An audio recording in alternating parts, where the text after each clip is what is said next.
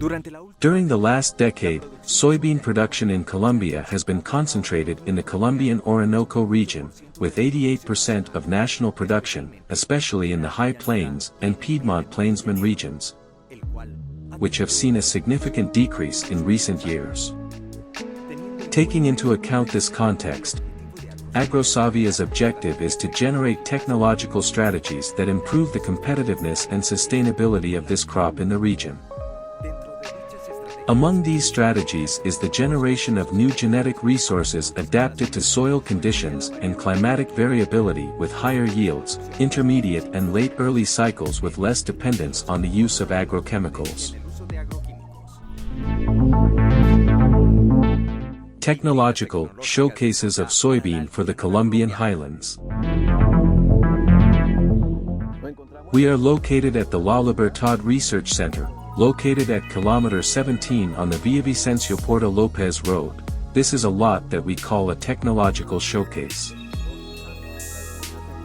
This is a linkage strategy that the corporation has developed to somehow achieve the technology transfer of the genetic offer that has been developed for the region.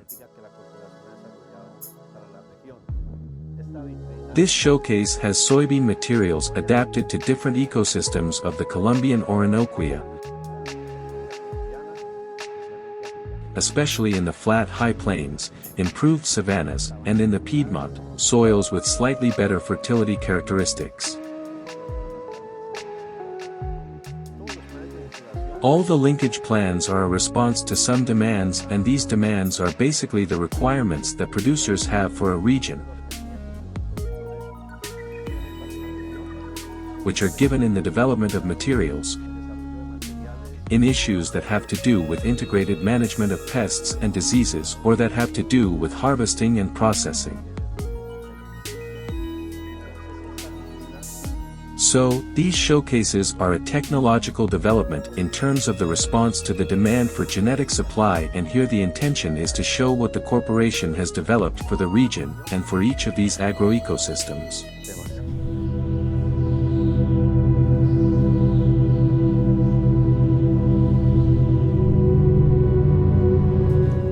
In the Orinoco, soybean in Piedmont normally yields are around 2.2 tons per hectare. They are soils with some limitations, especially drainage, because in the Piedmont area it rains a lot. We have rainfall that can fluctuate from 2,400, 2,800 and up to 4,000 millimeters per year. Then, the soils of Piedmont have poor drainage, and it is an important limiting factor. In the plains there is no such limitation, but the limitation is chemical. But we supply the chemical part with different strategies such as inoculation and the rational use of fractionated fertilizers at appropriate times, and there we have been able to have yields. At this moment, the average can be between 2.7–2.8 tons, but reaching productions that can be in 3 to 3.3 in many farms. 3.3 en muchísimas fincas.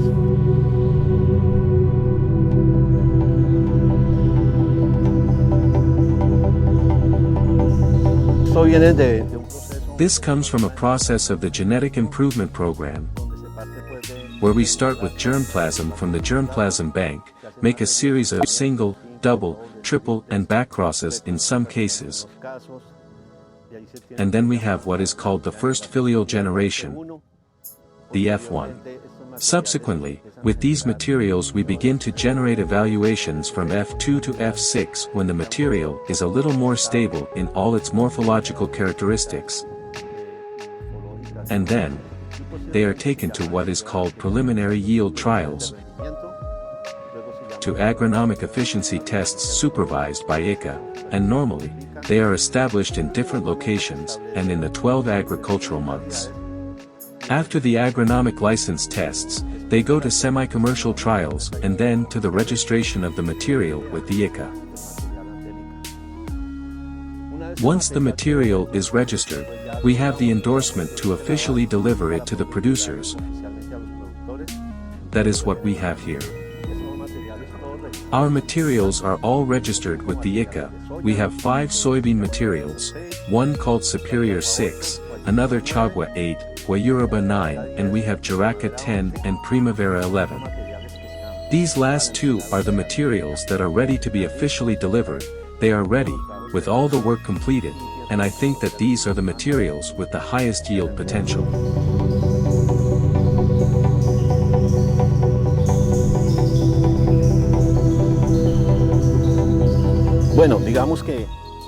Well, let's say that this is a wide range of supply, where these materials are adapted to a wide range of agroclimatic conditions of the area. Some of them, in the selection by the producers, are very much to their taste and criteria. However, they also have to take into account the development of the material for their soil conditions, the specific adaptation and the reaction to pests and diseases. For example, in the Piedmont zone we do not have the rust problems, nor the white fly problems that we have in the high plains. So this is a very important criterion, the reaction to pests and diseases. There are a series of parameters that the producer has to look at, and according to the specific situation of his farm, look at which is the most appropriate, logically with the recommendations of the agronomist.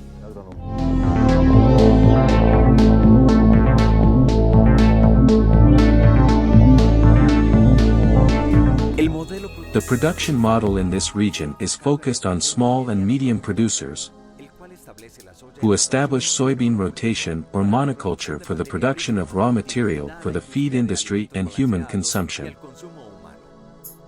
Personally, I am very happy with these results. This is Agrosavia Primavera 11, the latest material that the corporation has developed and is registered with yields above 3.3 tons per hectare.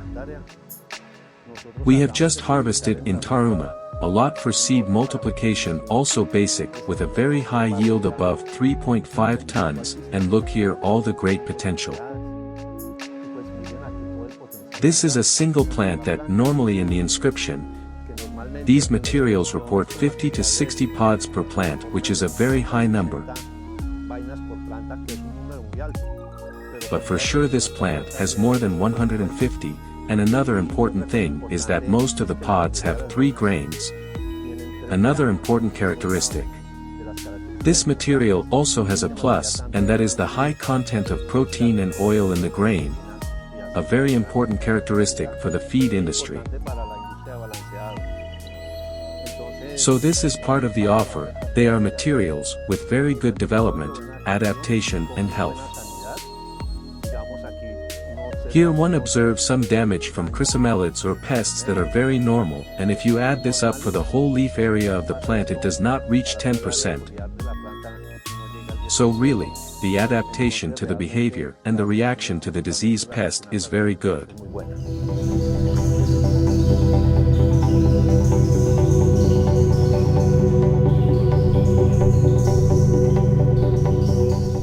One of the strategies is all these types of events that the corporation organizes to bring the offer to the producers. In the strategies of technology linkage or technology transfer, we organize field days, technology tours, refresher days, demonstrations of methods and courses and seminars on specific current topics.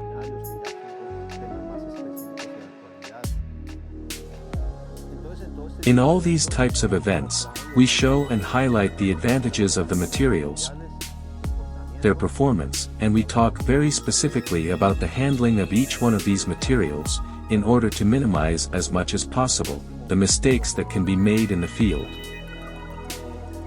Here there is a very important issue.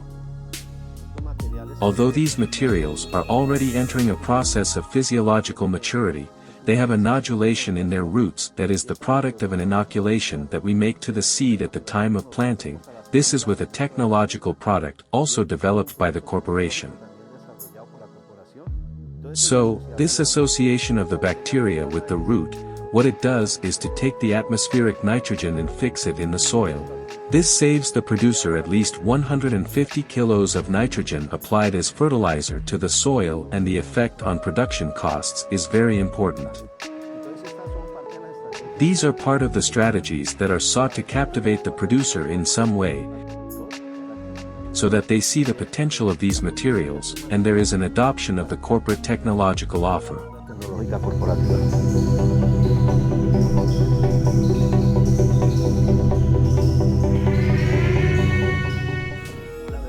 The truth is that with this material they have been very superior, at this moment in transitional crops, and I am talking about rice, sorghum, corn, we are almost at the genetic ceilings. In corn there is a difference because they are working on the issue of hybrids, so the multinationals have a very important development in that. We do not work here with hybrids in rice, soybean or sorghum. We all work with varieties, and the genetic third is very close to 3 to 3.2 tons, so achieving a substantial increase of 100 to 200 kilos per hectare is interesting. This material is surpassing those limits. I think it is going to exceed the expectations of us and of the producers. I think it is going to be an excellent offer for them.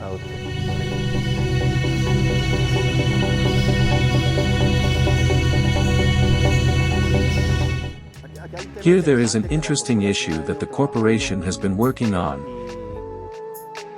and the Business Development Department is in charge of all the negotiation and corporate technological offerings, logically accompanied by the Seed and Intellectual Property Department, because this has certain rights and registrations. In this sense, we have to look for very important commercial allies, seed companies of prestige and tradition in the region, the same unions to help us not only in the promotion of materials, but also in the production of certified seed so that they reach the producer. We do the phase of genetic seed, basic seed, and we hope that in these fields and bringing the companies here, they fall in love with the materials, and an alliance is generated with these companies that can take different names, licensing, agreements, whatever.